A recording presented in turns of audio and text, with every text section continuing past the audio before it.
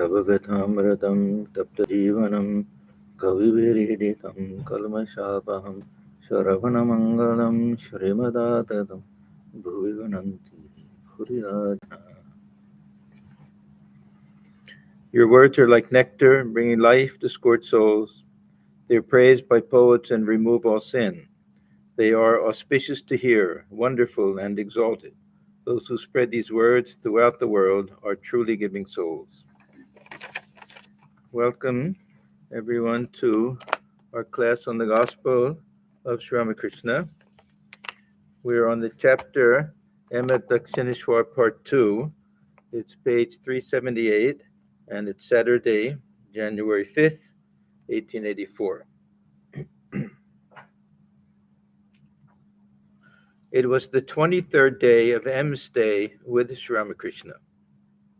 M had finished his midday meal about 1 o'clock and was resting in the Nahabat when suddenly he heard someone call his name 3 or 4 times. Coming out, he saw Sri Ramakrishna calling to him from the veranda north of his room.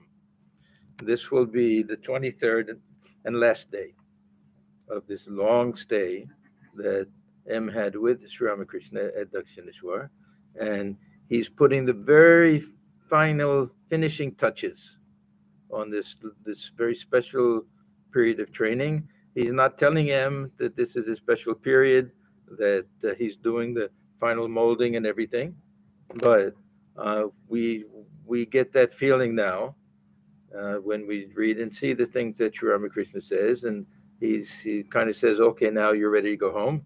And so this is, I've mentioned many times, but this is a very, very important period in the life of M, and Sri Ramakrishna training him both for M's sake, of course, and also to make M this perfect instrument to be able to spread his message and understand his message and his teachings to the world. M saluted the master, and they conversed on the south veranda. Master, I want to know how you meditate. When I meditated under the bel tree, I used to see various visions clearly. One day I saw in front of me money, a shawl, a tray of sandesh, and 2 women. I asked my mind, do you want any of these? These are all signs of different types of enjoyment and desire and pleasure and everything. So he's testing his own mind, Sri Ramakrishna. Of course, everything he did was for our benefit. It's not that he needed to test himself at this point, but he would do these things, and these visions would come to him. Mind, do you want any of these? I saw the sandesh to be mere filth. Now, what this means is that what does it turn into? All of this wonderful food. Yeah, it'll go in the tongue. It'll taste good for a few seconds. It'll nourish the body a little bit. Sandesh, not very much. And it'll turn into fecal matter. It'll come out, and that'll be it. So he's analyzing in this way. This is what they call paripaksha bhavana, where you take something that seems very appealing and you look at it from a different side, a different angle. So this is actually a kind of time-honored way of analyzing things, vichara, to take something that looks very appealing and analyze it from the other side and see what it really looks like. One of the women had a big ring in her nose. I could see both their inside and outside, entrails, filth, bone, flesh, and blood. So again, this is another type of vichara. Huh? Yeah, yeah, that's true. So we have one of the verses in Bhaja Govindam that if you don't get deluded, of course, to the men, the same things apply to women, but to the men, don't get deluded by looking at the beautiful body of a woman. Etin mamsa visadu vikari manasi vichintara varam varam. There's nothing but blood and flesh and filth and all of these different things. Think about that. Let it dwell on this in your mind over and over again. Keep telling your mind. I personally don't think this is a very good idea. that Sri Ramakrishna's main thing was for these young men who are going to be monks, don't keep the company of women.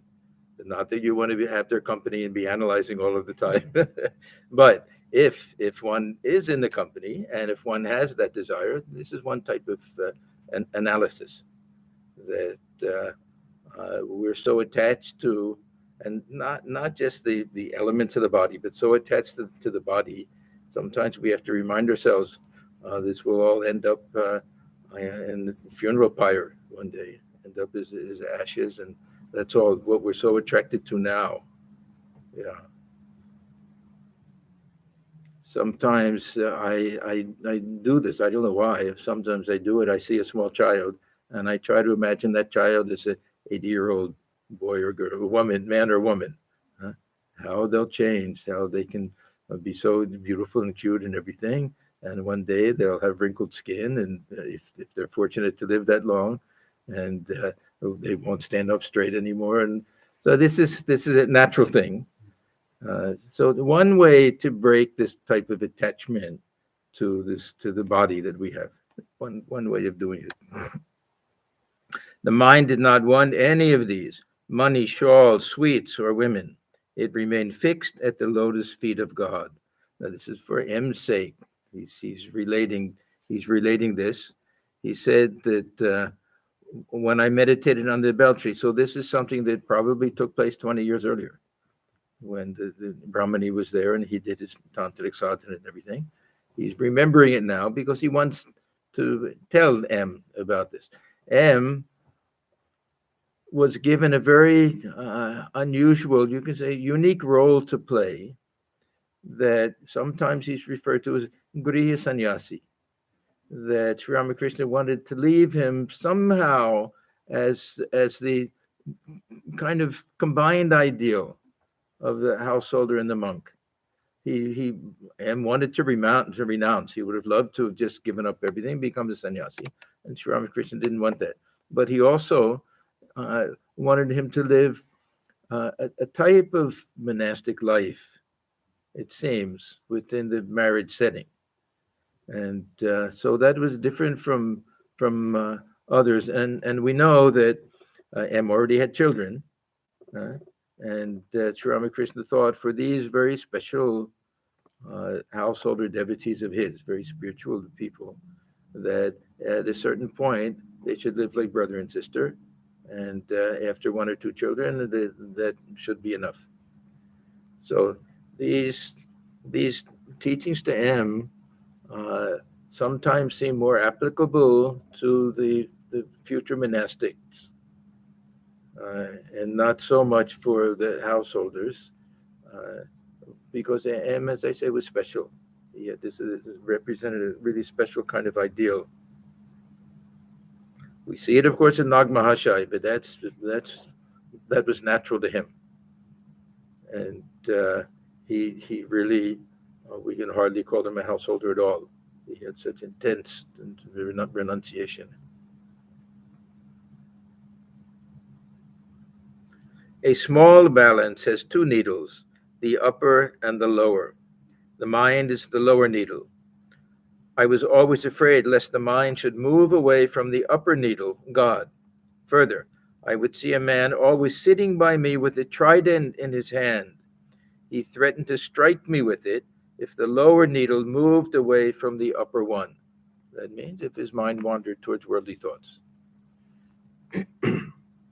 But no spiritual progress is possible without the renunciation of lust and gold.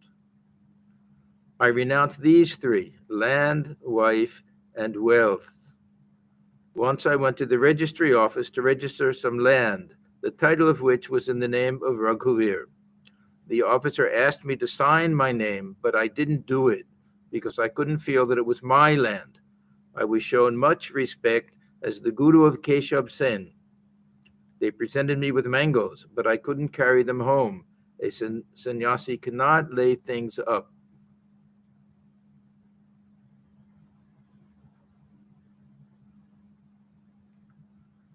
Now, this emphasis on renunciation, we know that Sri Ramakrishna had uh, two different standards of renunciation. That for the householder, mental renunciation; for the monk, both inward and outward. So the householder, this renunciation of lust and gold, and he didn't want the householder to abandon. Of course, it's all men, to abandon the wife and children. He would, with this one exception of Harish, for some reason he let him stay with him for a long time. Generally, when these householders would come and say that they wanted to renounce, they'd get a big scolding. And he said, you want people in the neighborhood to raise your children and everything. You're married, you have a responsibility. You should lead your spiritual life within the household setting. Was, when Thakur allowed Harish to stay with him, Mm. was he already married? Yeah, yeah. Harish, yeah. And why he and I we don't know really how long. I don't know how long he stayed with them, but eventually he sent him home. So it wasn't like a full-time thing. Who knows what Taco saw within him? Of course, he went a little crazy later. He's the one who practically attacked Holy Mother, Jagannathi and everything. So this renunciation really is renunciation of the passions. This uh, purity of heart that we talk about so much. That is renunciation of all these tamasic and rajasic tendencies of the mind. And the householder has the opportunity to fulfill desires and then transcend them. The monk doesn't have that opportunity. The monk has to just give them up completely. So the householder stage of life. See, the difference, I think, between Sri Ramakrishna and the very standard tradition is that, especially with his own householder disciples, that he kind of wanted them to divide this Grihastha stage. Huh? That generally we think that first the brahmacharya stage, then the householder stage. Householder stage, you have your uh, artha and kama. You can have your possessions and you can have your enjoyments and everything until you're ready to retire. Now, for Sri Ramakrishna, he kind of lowered this retirement stage. After one or two children, then you practice some type of renunciation. But his householder disciples were not ordinary people either. We have to remember that, just as his monastic disciples weren't ordinary, that uh, many of them were really great souls who also come along with him. He considered many of the householders to be his antarangas. So Ham and Balaram Bose, many of them. So they're also not ordinary people. In general, the householder stage of life is meant to enjoy the world. It's all guided by dharma, of course, and self-control. Meant to enjoy the world and accumulate enough wealth to be secure in life and help society and learn the lessons that come from attachment and from desire, so that the mind is ready to uh, enter into at least the vanaprastha stage of life, where the retired stage. How many actually formally go into the sannyas stage, that we don't know, but it's not. That's also not so necessary. But uh, for uh, so I would say that we have teachings for householders in general, teaching for sannyasins in general, and then teachings for these householders who really uh, are quite advanced spiritual seekers. I ordinary people who came to Sri Ramakrishna, he would tell me, go look, go to the temples, go see the garden and everything. Uh, so what he says to M, we have to be a little cautious that those who are in the householder stage of life, that the M is also not an ordinary person. that he had a special role to play, and he was supposed to represent a special type of ideal. So Sri Ramakrishna, he speaks to him almost the way he speaks to the monastic members. Very strong. These are very strong statements. But for the many times he'll be talking about that, and the householders will say, "What about us?" And I'll say, "You be quiet. I'm not talking to you now." Sometimes he's talking to Naren, huh? And he would say, "This is not for you. This is for him." Yeah. So don't get too excited now.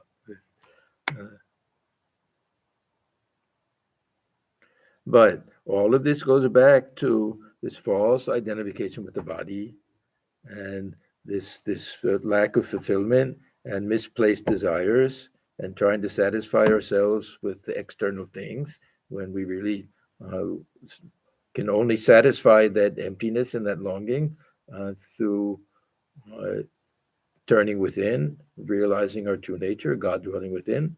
So these are things that can be done in any stage of life, in any setting. Sri Ramakrishna praises the householder stage of life. He'll recommend it for many.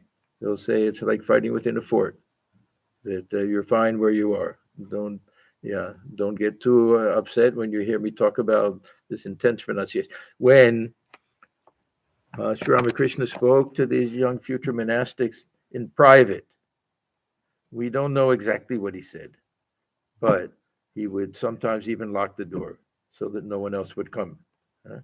And it must have been even more, I don't think any difference in the teachings, but I think just burning words of renunciation at that time. This is my guess, but that would be the main distinction. So one of them, Swami Premananda, I think, that he said, these are Sunday talks. You don't know what he really told us in private. So sometimes we think, oh, we don't get the real stuff. I don't think it's that. I think it was just this emphasis on renunciation would have been really strong with his future monastics. What he advised Rakhal Maharaj? This is a very strange thing. Yeah. How? See, Swami Brahmananda, Rakhal Maharaj, Raja Maharaj, was not only an Ishwarakoti, but he was Sri Ramakrishna's spiritual son. Huh? And yet he felt that he still had some desires, and he sent him back home. He didn't mind that he got married. And at one time, he even said, "Go home, have a little fun with your wife." As a result, he had a child. So very strange. Yeah. How Ishwarakoti will be born with a little daughter. It has to be to represent another type of ideal. But you're right. It's very surprising, and we don't know exactly why, that he should have this little desire, which he fulfilled, and that was gone. Whereas the others also, we read that they went to Thakur and said, "Can you free me from lust?" He would say, "Okay," and he would touch them, or you repeat this or something. That would be it. But with his Rakhal, he sent him home. I don't know why. Any theories? Yeah. So the part of that Leela. And also, Rakhal Maharaj had this streak of jealousy. He had the streak of jealousy and anger. Yeah. So here he's a perfect soul. He's Nitya Siddha. We know that. But he had these little angularities that at one point, there's in the gospel, they don't even mention his name. They in the Bengali, it says Ga. They use a G for an initial. Maybe Govinda, something for Rakhal. And just about how if he hadn't gone away at that time, this is when he went to Vrindavan, that everything could have been spoiled because he didn't want anybody else to come. He was so jealous. Now, this is partly because when he was in the presence of Sri Ramakrishna, he felt himself to be a small child. So like a young boy or girl could have that type of jealousy, and not like a grown up person's jealousy. Maybe we can explain it like that somehow. But otherwise, they had to set some type of ideal of how one transcends these things. Maybe this is one explanation, but it is something very curious with Rakhal. At one time, he says to M also, go and have a little fun with your wife. Huh? So we don't know exactly. He was this master sculptor. How he had to cut little things off and add things and mold things and everything, that he alone knew what was best and what his motive was for all of these things. Can one expect to attain God without renunciation? So again, this means renunciation of desires, worldly desires, renunciation of enjoyment. See, when we talk about mental renunciation, it's not 100% mental. It's not that the householder can uh, uh, enjoy the world to the fullest extent and say I'm not attached. If the householder really is spending all of his time earning money to buy a huge house and many cars and vacation places, this and that and everything, and says I can do it without any attachment, then we know that it's hypocritical. So the Thakur was always in favor of leading a simple type of life. So there's a big gap between enjoying the world fully and renouncing everything, and going into the forest. And so for the householder, mental renunciation also means leading a life of simplicity and not getting entangled in the world, because the more we possess things and the more we even the higher the position we have, the more headaches we have. So it doesn't mean that one shouldn't strive to be successful in the world, but look at his advice to Adhar. He kept telling him, "You're already a deputy magistrate. You already have a big salary. Why are you running around trying to get this higher position? That be satisfied with what you have." So the householder has to practice this type of contentment also. But it shouldn't be, we hiding behind contentment means that we're not making an effort to be successful in everything. We have to be very clear what our motives are on things. That if we live in the world, we have to be successful. We have to have goals, and we have to try to have a very high standard that we want to provide for the family, for society, and we want to do everything as an offering. So we have to do things with great attention and care and try to be successful in whatever we do. But without this attachment, without this driving force that some people have to succeed and be better than everyone else and have more and more money and power and this lust for power. Lust isn't always a sexual thing. There's lust for power. There's also a horrible thing. That how it drives people mad, and then this terrible jealousy comes from all of that, and envy. Anybody has more than this constant battle to stay ahead of everybody else. So this is also when he says renunciation. It doesn't mean that one has to give up the family life and anything like that. So how can one expect to attain God without renunciation? Suppose one thing is placed upon another.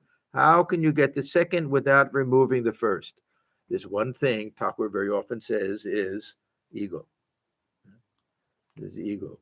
This is the stump of the tree that grows up in front of the door, that you can't even open the door because that stump is there to get inside the house. So everything goes back to this idea of ego and false identification. So that has to be given up. This small ego, this prideful ego. It doesn't mean that we have to say, "Oh, I'm not the doer," this and that. This ahankara has two meanings. One is a highly philosophical meaning. What is this real sense of I? And the other is pride. It is pride of ownership, pride of power, pride of wealth, all of that. This is also a ahankara that has to be given up. One must pray to God without any selfish desire. Now, he's going to say a very interesting thing. I don't really remember this coming up in other places of the gospel.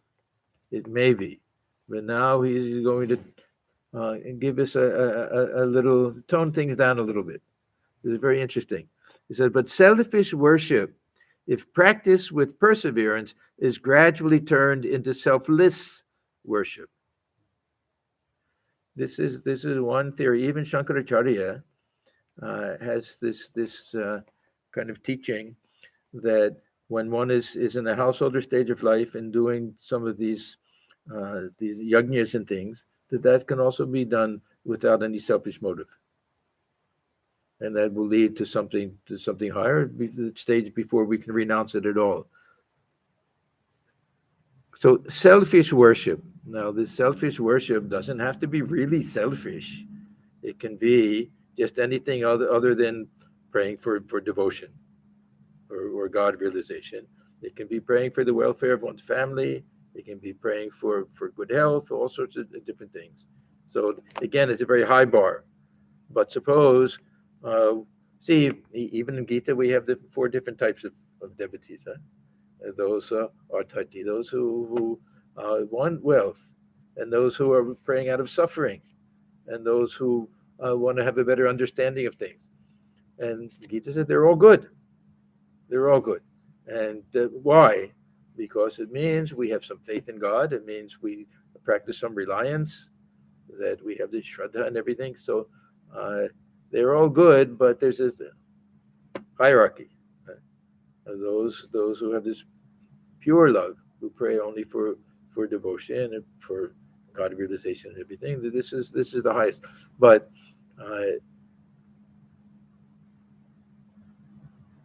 through this other type of worship, this is what Thakur is saying. Gradually, the mind will get purified, and it'll go higher, and we'll really look at Swamiji, how Thakur wanted him to go to the Kali temple and pray to Mother for the welfare of his family. And he couldn't do it, but there'll be others who can do it, and gradually the mind will go higher, and they'll see that there are greater things to be prayed for. So he says, and Dhruva practiced tapasya to obtain his kingdom, but at last he realized God. He said, why should a man give up gold if he gets it while searching for glass beads? So we're praying to God for some worldly things maybe, and we find that we get a little devotion, and we get some faith and everything. This will be the real thing that we're getting. So if we say, oh, but I didn't get what I prayed for, we're getting something better.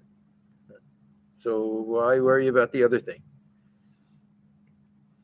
God can be realized when a person acquires sattva. This is that purity. Sattva, purity, and goodness, and kindness, and compassion, and love. All of these qualities that we have to really try to cultivate these things. These are key elements, because the mind that doesn't have this type of sattva will always be a devious kind of mind, and it'll be a restless mind or a lethargic mind. And this is really this purity of heart is this attainment of sattva, this goodness and kindness and selflessness. All of these qualities are necessary in spiritual life. This teaching that we want to go beyond the 3 gunas, that's a final step. We have to attain sattva before. If we look at this climbing the stairs, the first few steps will be tamas, and then rajas, and then sattva. And then getting to the roof, that'll be this beyond trigunatita or shuddha sattva. We can't get there unless we go through this sattva, and we can't get to that unless we transcend tamas and then rajas. And so we can't skip this step.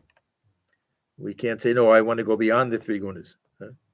No, we have to become sattvic people first, and even then, after realization, one lives with the sattva. When the mind comes back down again, then one has only sattvic qualities, but they don't bind. What is the problem with sattva? The Gita says because there's some attachment, a little bit of attachment. I'm a good person. I'm a nice person, a kind, compassionate person. A little bit of attachment can come from that. Or I'm a spiritual person, which can be a terrible type of attachment. Ego, the ego of the spiritual, how much I've attained. People should worship me, bow down to me, and everything. That can come also, but that's really not true sattva if one has that type of feeling. So these God realized souls, they're perfectly sattvic people. But since they have no sense of I, so that is kind of gone, then nothing to really attribute this sattva to.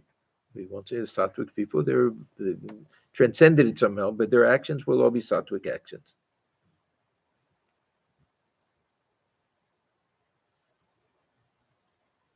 God can be realized when a person acquires sattva. Householders engage in philanthropic works, such as charity, mostly with a motive. Now, there'll be some who don't have a very selfish motive, but a little thing may be there. I don't know.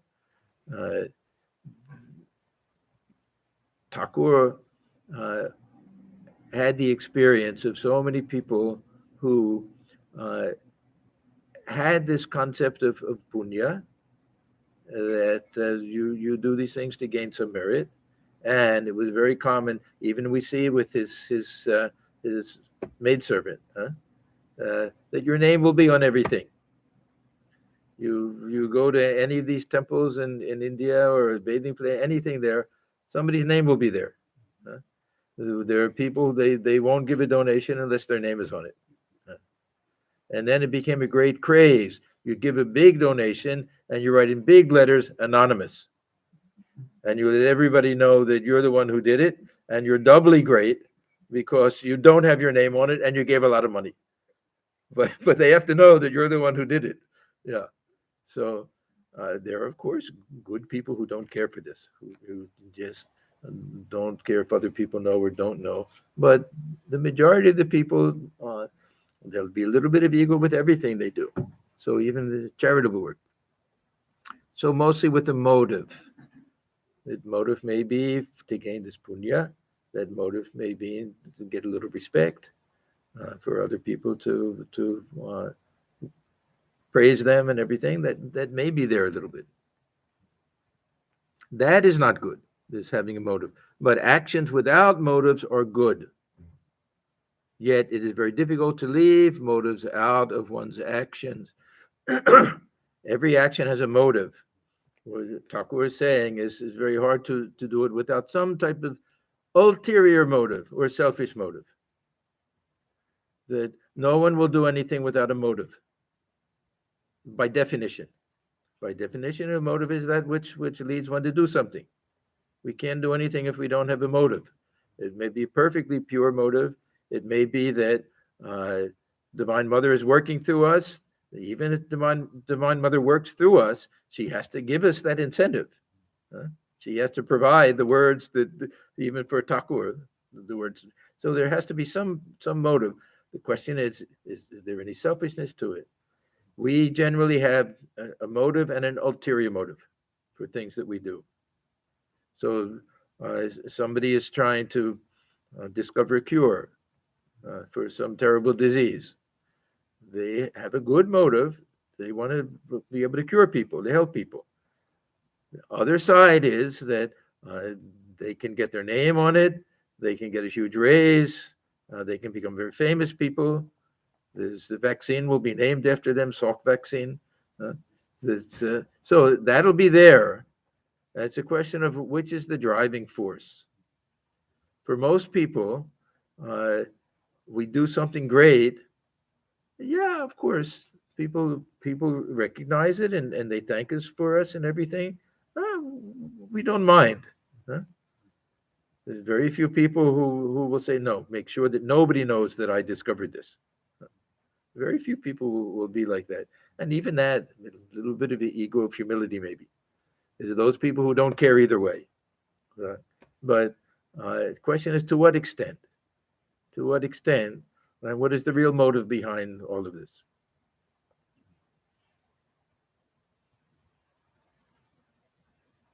So involves analyzing our own minds, observing, and trying to think, well, why am I really doing this? What is the purpose of all of this?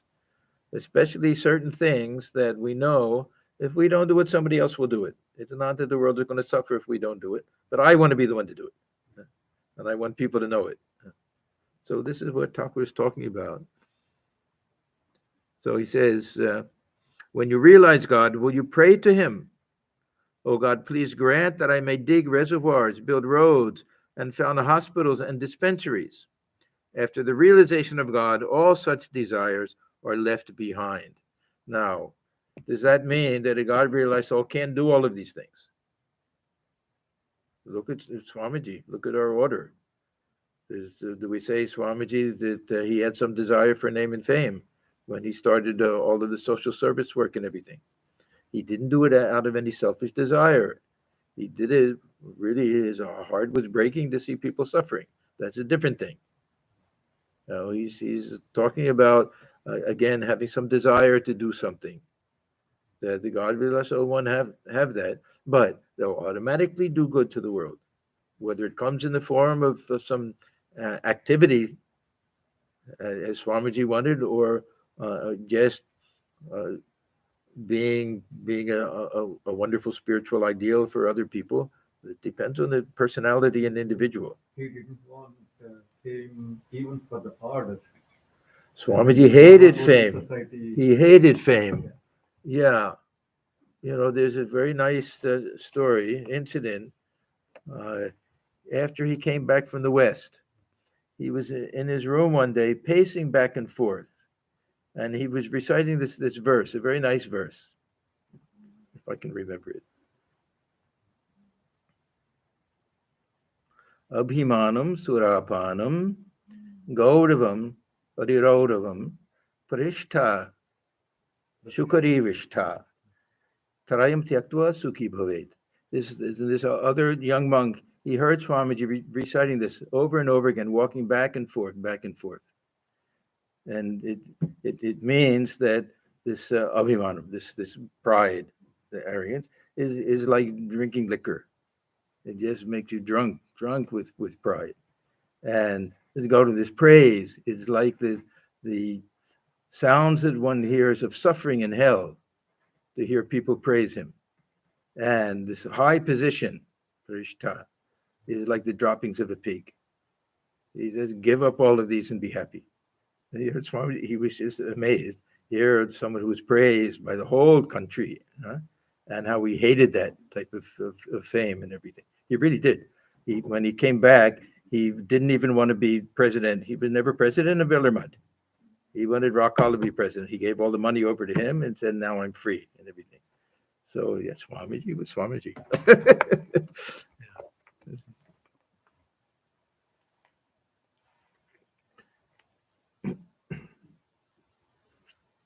Then, mustn't one perform acts of compassion, such as charity to the poor?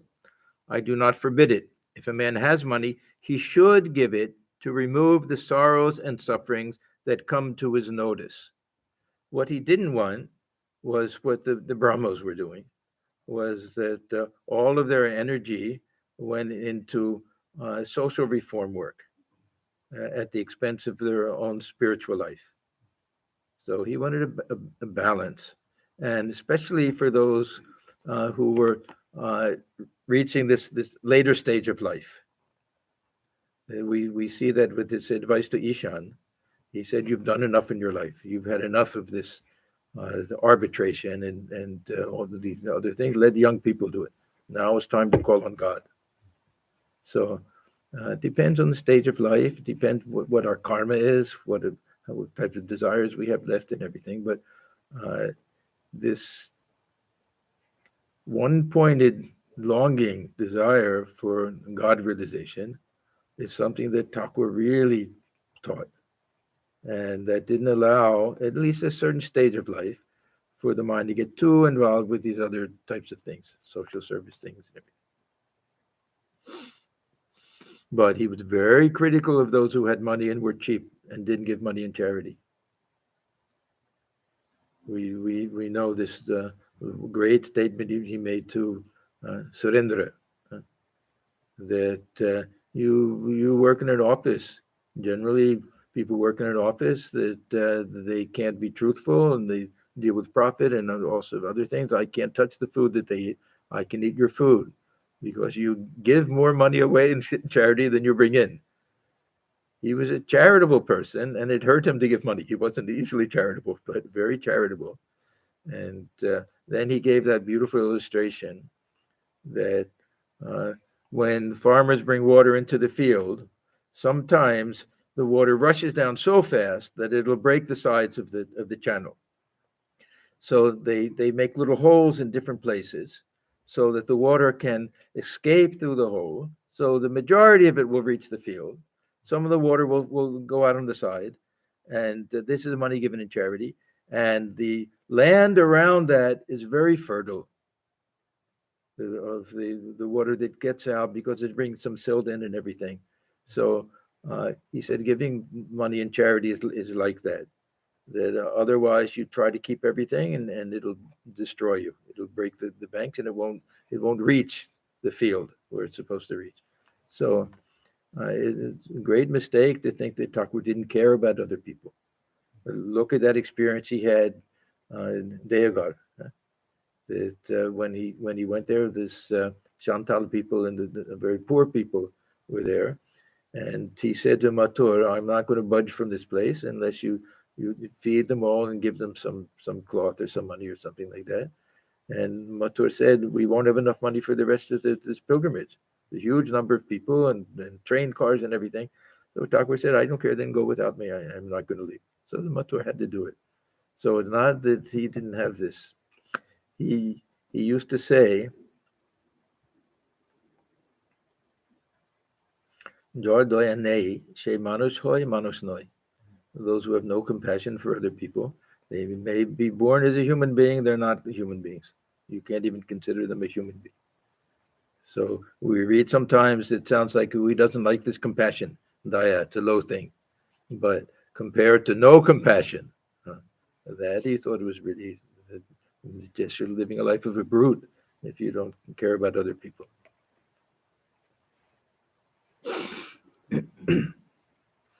So if a person has money, he should give it to remove the sorrows and sufferings that come to his notice. In such an event, the wise man says, "Give the poor something," but inwardly he feels, "What can I do? God alone is the doer. I am nothing."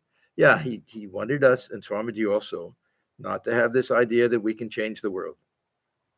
But we can do something to help people. We shouldn't have that arrogance and pride that we're really going to do much to change things, but still. And we consider it a privilege to be able to help other people. The great souls, deeply affected by the suffering of men, show them the way to God. Shankaracharya kept the see, this was the greatest compassion, to see people suffering in the world because of attachment and desires and everything. And this is a gift of spirituality. It's considered the highest. We have these others, Annadana and Vidyadana, all these different types, these different levels of types of gifts. And the spiritual one is the highest.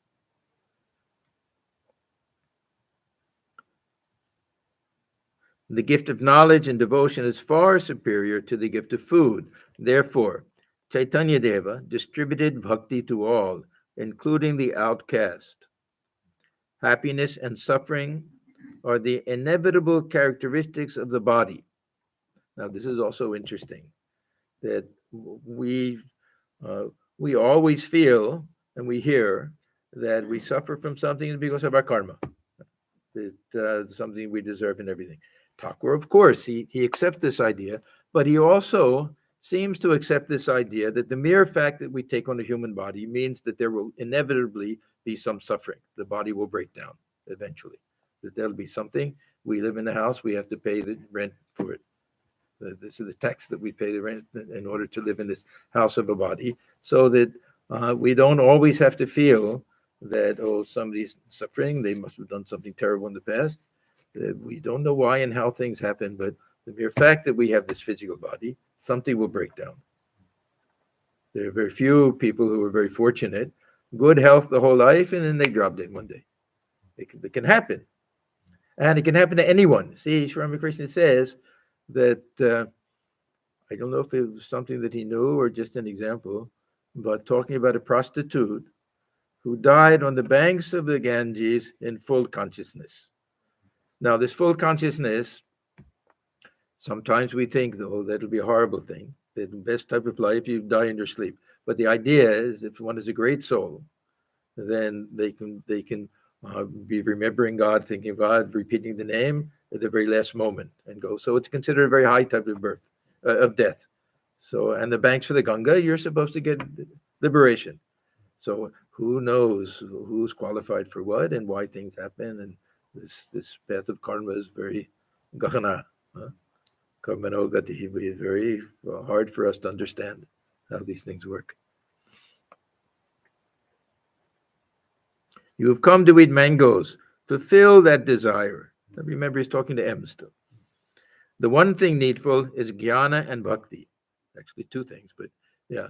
So he's talking about the one thing needful. It's not money and wealth and position and all these things. And jnana and bhakti for Sri Ramakrishna are not really two separate things. If we have that understanding of God, automatically devotion. We have the devotion, it comes with some understanding.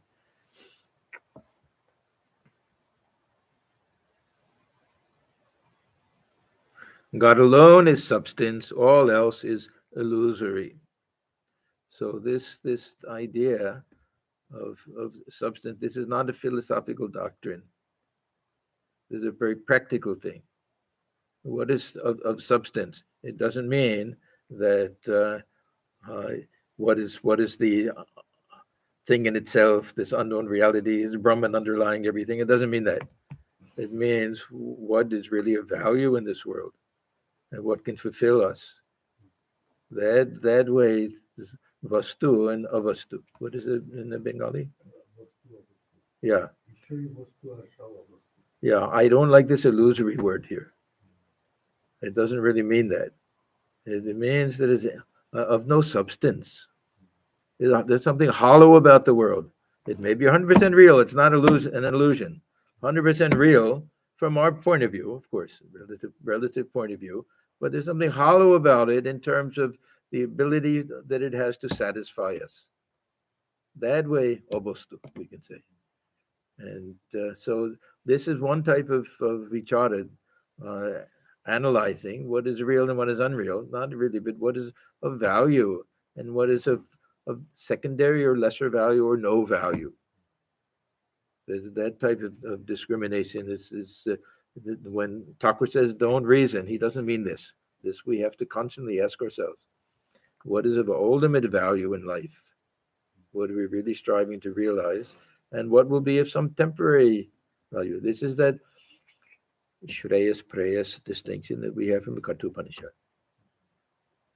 That there are many things that are pleasurable and enjoyable, but they won't have any lasting effect on us. Now, there's nothing wrong with them unless they create more and more attachment. If they create more and more attachment, then there's really, we have to be cautious. But if it's just a little enjoyment, there's nothing wrong with it. But it's not anything that will ultimately satisfy us. That we have to find that which is really of substance. So that'll be the one thing that will be eternal and permanent and remove all of our doubts and all of our fears and anxieties and everything.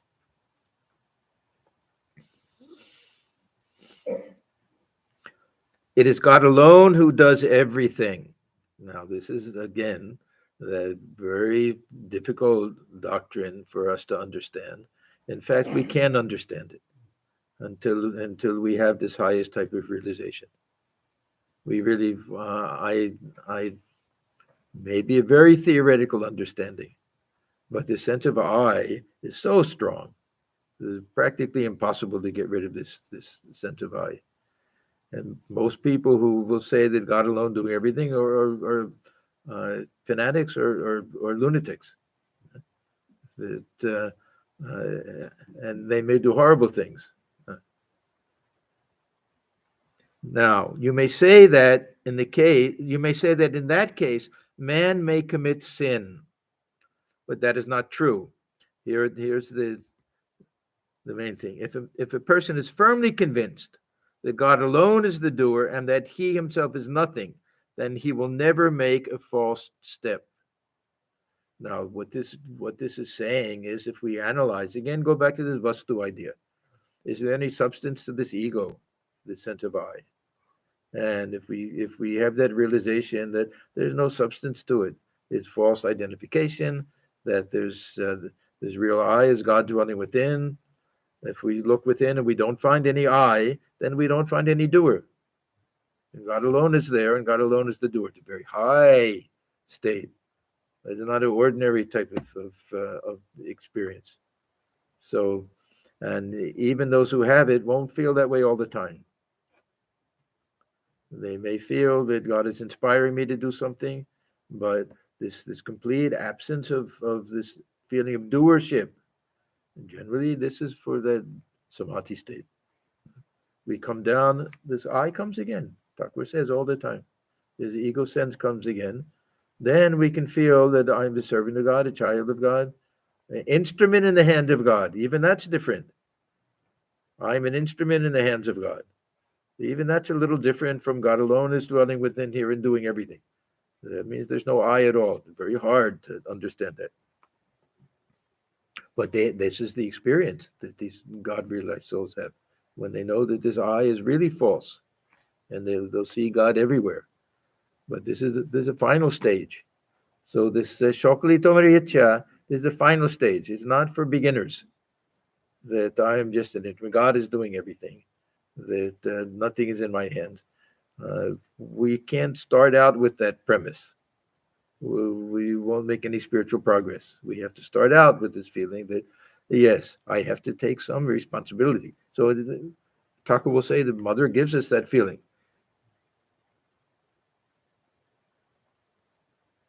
It is God alone who has planted in man's mind what the Englishman calls free will. Thakur knew this term, free will. Huh? Yeah.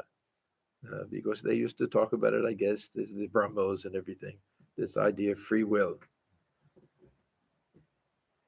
We make a mistake, I think, sometimes by trying to decide, is there such a thing as free will? Either there is free will or there's no free will. And I think there's a big range that even in Gita we get this idea. Those who are caught in this trap of desire and false identification and all of that, they don't have much freedom of will. They're bound by their samskaras and by their desires. The more we become free from these things, the more we can make decisions based on something other than what we want. Will means want, acting according to our desires. When we reach the point where we don't have any desires, then we can act according to some principle or something higher. So we really gradually attain this free, and then perfect freedom in the self. That's a different thing. Freedom is not in the mind; it's in transcending the mind. Mind is always bound by these samskaras, but the sattvic mind is not bound the same way that this tamasic and rajasic mind is. You know, I've always mentioned that verse I like so much. And Arjuna asks Krishna, "Why do we do things that we shouldn't do? Bad things, and even we know that we shouldn't do it, and we don't want to do it, as if we're being forced to do it. It's kama and krodha, because of these passions that we don't have control over the mind. They're driving us. Where it's free will at that point. But if we reach the point where we're not forced to act in a particular way based on these passions and desires and everything, and then we can have a little bit of a freedom to, at least we feel that we have freedom to choose what's best, what's the proper thing to do, what's in the best interest of others and ourselves. So it is God alone who has planted in man's mind what the Englishman calls free will. People who have not realized God would become engaged in more and more sinful actions if God had not planted in them the notion of free will. So even if this idea is not 100% true, it's based on some false idea of the nature of the self and everything, it's necessary and helpful, and we need it.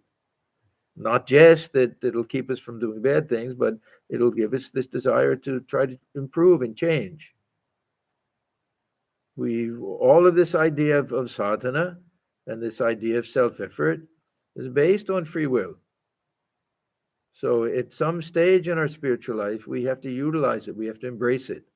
Whatever little freedom, free will we have to really utilize that and try to go higher and higher and higher.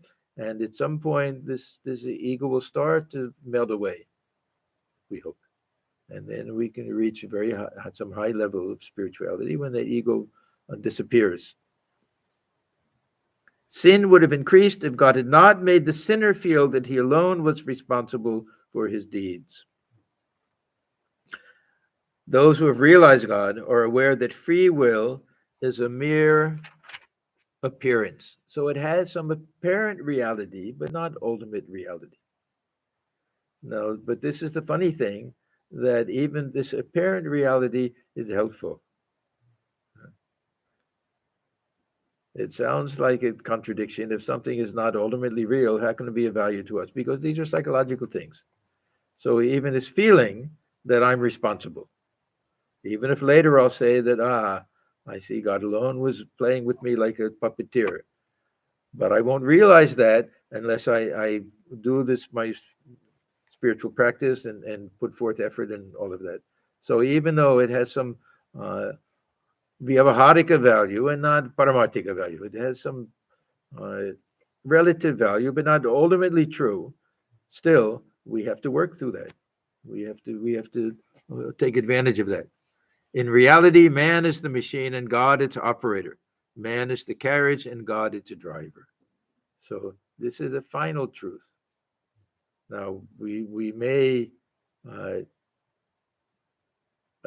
accept it and adopt it and try to live up to it and everything, but we can't fool ourselves into thinking that we've really understood this and we can't say that. Somebody said, "Why did you do that?" God is the operator. Don't blame me. It becomes hypocrisy. God realized soul. No one will question it because they don't do it. They don't take a false step. Hypocrisy. Yeah. How much the samskaras drive this free will? How much the samskaras drive this free will is a question of how much strength of mind do we have? How much power of discrimination do we have?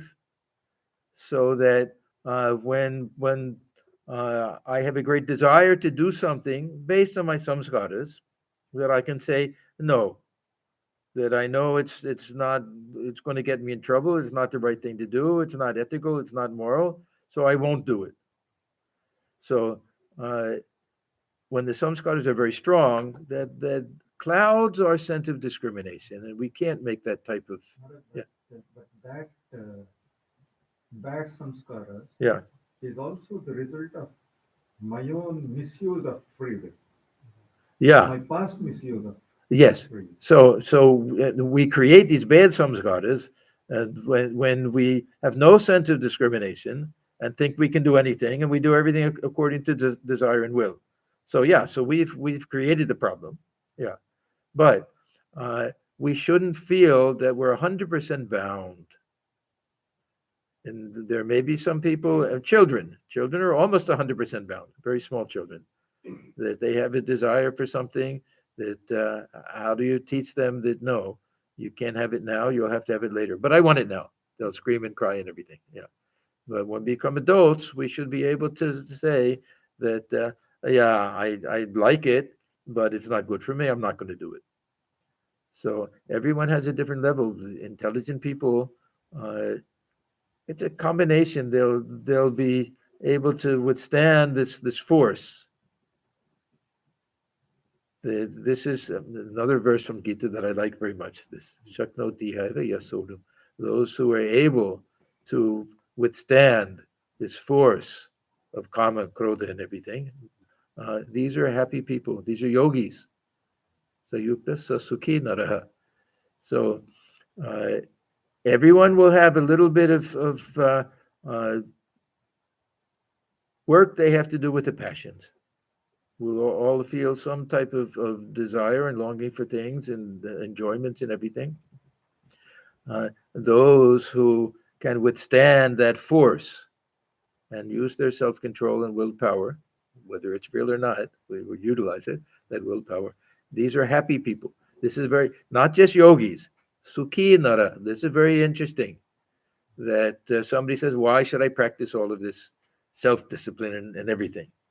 Because people who don't have it are not happy people. There's a certain type of, I heard a statement once, I'll give credit to our Swami Atmajnanananda, because he said it, I liked it so much. He said, without self-control, there's no self-respect. It's a very nice statement. I don't know where he heard it from. One of our senior monks probably said it. But this self-control and self-respect. And without self-respect, where is our happiness and contentment and everything? So these things go hand in hand. So if we say that, what can I do? This desire was so strong that I couldn't do anything. And well, that means that we're just giving up. This will be the plea that's made by someone who's trying to get an insanity plea in the court of law. That they'll say, I can't be held responsible for it, that the voices were so strong inside, that it's somehow that I had no power to keep myself from doing it. That'll be their plea. Then we consider these people insane. And so it's a question of sanity means intelligence. The question of, so this is what we're doing. Swamiji says in one place, spiritual life means fighting nature. Nature here means our samskaras and these lower tendencies and everything. And they're not all based on bad things we've done in the past. Some come along with having a human body. That everyone is born with certain types of desires and things. So the intelligent person analyzes and tries to see what's helpful, what's not helpful, what vastu and avastu, and what's of substance and what's not, and make decisions based on that. Oh, good. So this is a good place to stop. After this, we'll have a little bit of a different topic. So we'll stop here. This is on page 380.